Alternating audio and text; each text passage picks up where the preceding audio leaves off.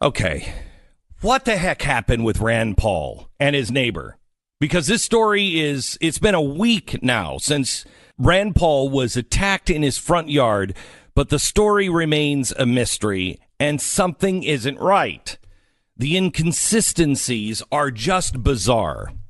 First, it was initially reported that Paul's injuries were minor, just a few nicks and scratches on his face and a sore side.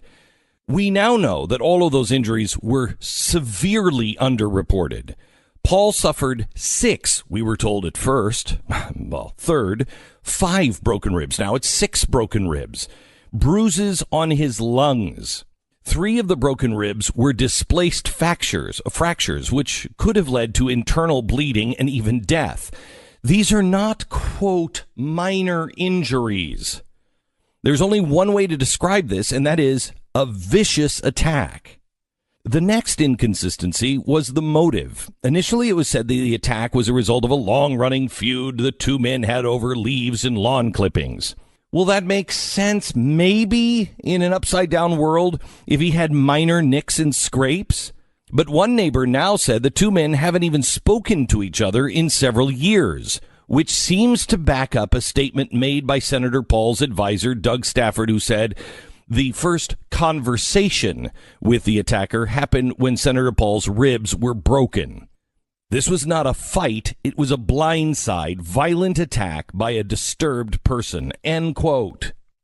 Another neighbor told reporters yesterday that the motive couldn't have been about leaves or stray grass, saying that Paul has one of the most trim and tidy landscaped yards on the street. An FBI investigation has begun to determine if the attack was motivated by politics. We know that the attacker hates Donald Trump, the GOP, follows Occupy Democrats and social media, makes anti-Republican posts on Facebook. And we also know the left is becoming increasingly more violent. And not only is it getting worse, but it is becoming more accepted. Try this. An unnamed person in Congress told a CNN reporter, quote, "Can you imagine living next door to that guy? I'm pulling for the neighbor," end quote.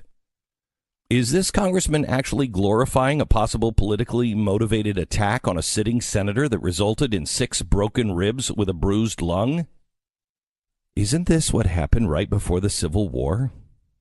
Welcome to the new norm in violent U.S. politics. Guys, I think this might be the Charles Sumner moment, just happening in a different way. But I sure would like to get to the bottom of it. Okay.